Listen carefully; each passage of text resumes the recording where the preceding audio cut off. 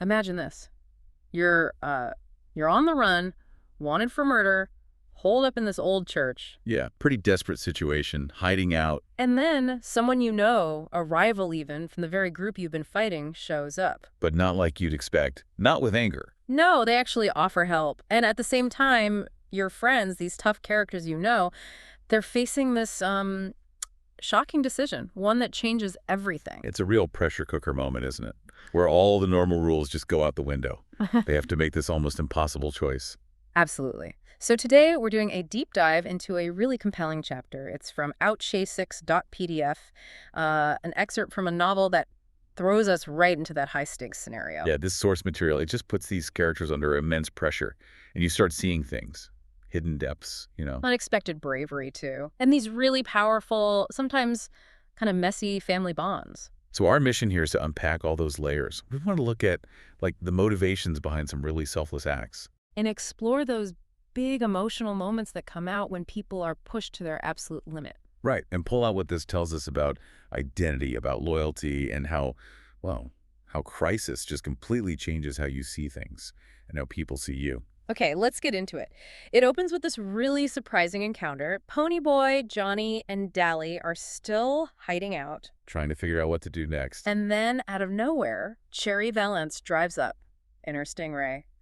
A sock. Yeah, this is Bob's girlfriend we're talking about, a total rival.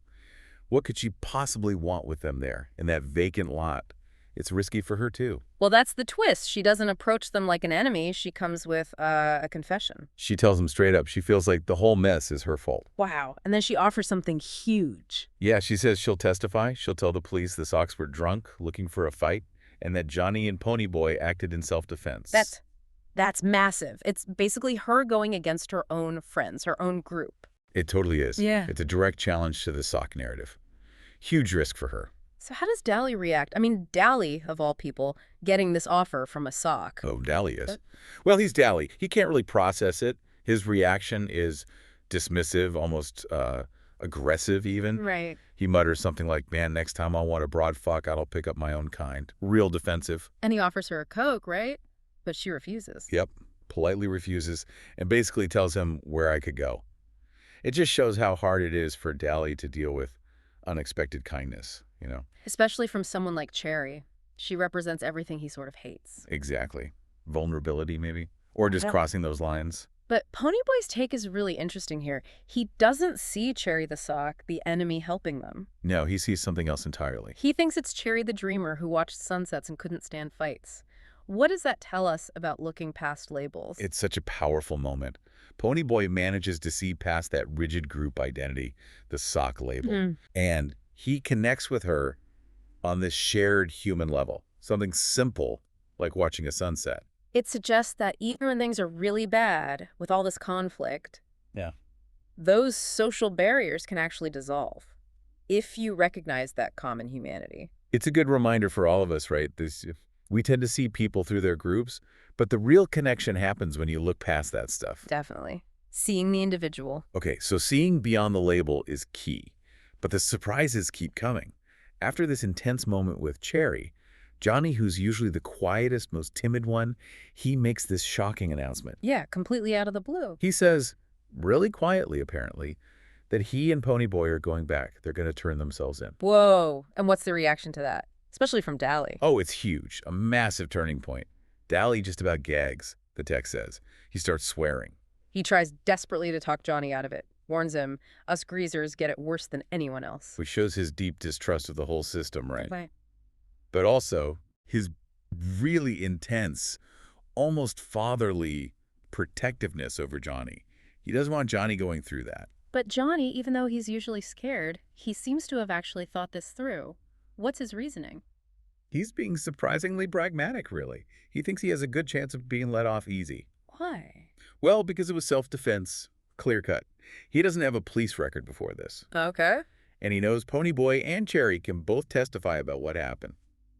Plus, he just says he doesn't want to stay hidden in that church forever. Living like a fugitive, it's a brave decision, really, especially for him, given his fear of cops. Incredibly brave. Mm-hmm. And it also shows his loyalty, doesn't it? How so? He immediately offers to protect Dally. He says they'll just claim they hitchhiked back. Right, won't mention Dally's help or the gun or the money. Exactly. He's risking everything himself, but he's still thinking about protecting his friend. But then the conversation takes this really raw, emotional turn when Johnny asks about his parents. Oh, that part is just devastating. Yeah. He asks Dally, so hopefully, did they ask about me? And Dally's answer is just brutal. Yeah. A flat no. So blunt. And then Dally follows it up with his own stuff about his dad not caring if he's in jail or dead in a car wreck or drunk in the gutter. You can just feel Johnny's reaction, that hurt bewilderment. For Dally, maybe that neglect is part of his tough image, something he can handle.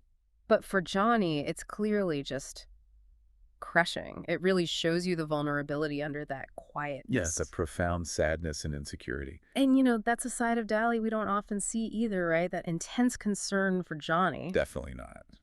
Ponyboy notices his voice changes. It's pleading, high-pitched, something he'd never heard from him before as he's trying to stop Johnny turning himself in. It's not the cold, hard Dally at all. No, it's this moment of real vulnerability. He actually says, I just don't want you to get hurt. And he talks about jail. You don't know what a few months in jail can do to you. You get hardened in jail. I don't want that to happen to you like it happened to me. Wow. Ponyboy's shocked by that honesty. He remembers Dally was in jail when he was only 10. Grew up on the streets. Usually Dally brags about his record, but this isn't bragging. No, this is raw. It's genuine fear for Johnny. You see how Dally's own past, his own trauma, fuels how protective he is. It really highlights how the whole gang looks out for Johnny, but especially Dally. We know Dally's got this dangerous temper. Yeah, the book says even Derry wouldn't tangle with him. But with Johnny, he shows this deep concern. Completely contradicts the tough guy thing. But before Johnny can even properly respond about staying on the run. They get to the top of J Mountain. Dally slams on the brakes. In the church.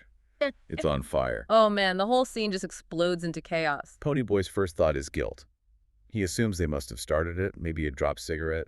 But then almost instantly, even though this teacher, Jerry, warns them not to. Yeah, Jerry says he's too fat to get through the window to help the kids trapped inside. Ponyboy and Johnny they run straight into the burning church. Without a second thought. It's this immediate instinctive heroism. From these kids everyone labels as hoods or delinquents. Stepping into that fire.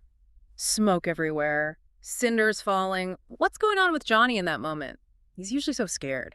It's incredible. The text describes him as fearless. He's actually grinning, having the time of his life. Really? Yeah.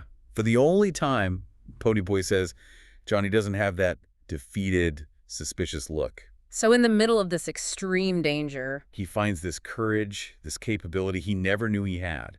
He's just quickly, efficiently pushing and tossing kids out the window to safety. It's like a total transformation. He becomes a hero right there. A profound shift. But then Dally shows up. Right. And Dally screams at Ponyboy to forget the kids. Get out. And then he physically clubs Ponyboy across the back to knock him out of the church window as it's collapsing. It's violent, but it's also desperate, right? To save him. Totally. And then he goes back in for Johnny. It's this raw, fierce act of protective love, really, for both of them, but especially Johnny. The aftermath is just awful, though. Ponyboy's knocked out, but, okay, mostly because Dally's jacket protected him. Dally's arm is badly burned from trying to save Johnny. But Johnny... It's bad. Severely burned, maybe a broken back. And the irony just hits you when Jerry, the teacher, calls them sent straight from heaven. And Ponyboy's correction is so stark, isn't it? He immediately says, no, we're greasers. Yeah. Johnny is wanted for murder, and Dallas has a record with a fuzz a mile long. Even after that incredible heroism, those labels are still right there. What does that say about their identity? It just shows how powerful those labels are, how hard it is for society, and maybe even for themselves, to see past greaser. Ponyboy still identifies with his group, even when he's being called a hero. And even his name, Ponyboy. He mentions it's his real name on his birth certificate. It sounds so young, so innocent. But he's caught up in these incredibly adult, dangerous situations. It's a powerful contrast. He's still just a kid, really, despite everything. You feel that at the hospital, too. Ponyboy's waiting, anxious. He still thinks he might be going to jail. And that comment from Jerry Wood about Ponyboy's age and smoking. Yeah. It's another little detail that shows the gap between their worlds. Right. In Pony's neighborhood, everyone smoked. Johnny started at 9, Steve at 11. Only Derry didn't. And that detail about Derry, it sort of sets the stage for what happens next, the reunion. Oh, yeah. Soda Pop rushes in, gives him this huge bear hug. But then Derry comes in. Gary, tall, broad-shouldered Derry, the one who never cries. Not even when their parents died. And he's crying. Silently, but tears are running down his face. And that's the big aha moment for Ponyboy, isn't it? It is. It's this profound realization. He finally gets it. All Derry's strictness, the yelling, it wasn't because he didn't care. No, it came from fear. Deep, profound fear and love for Ponyboy. He realizes when Derry yelled, "Pony, where have you been all this time?" What he really meant was, "Pony, you've scared me to death. Please be careful because I couldn't stand it if anything happened to you." and just like that, everything shifts for Ponyboy. He hugs Derry back. And he feels like everything was going to be okay now. I'd taken the long way around, but I was finally home to stay. Such a powerful feeling of resolution, of belonging. It cements that idea of family, not just blood, but these bonds forged through hardship and fear and care. It's a really beautiful, hard-won moment of understanding. Wow, what a journey through just one chapter. We've really seen how loyalty, selflessness, and just the harsh realities of their lives all twist together. Yeah, and we saw characters completely defy expectations. Cherry's compassion, Dally showing that vulnerability. And Johnny's incredible courage in that fire. Just amazing. This deep dive really shows how, true character doesn't always come out when things are easy. It emerges in crisis. Yeah, it forces you and us to look beyond the labels, beyond Greaser and Sock. To see the complex people underneath those assumptions we might make. So maybe the question for you, the listener, is this. How do those societal labels we all deal with clash with moments of real crisis? And how do those moments reveal the true depth and sometimes the unexpected heroism inside people? Something to think about.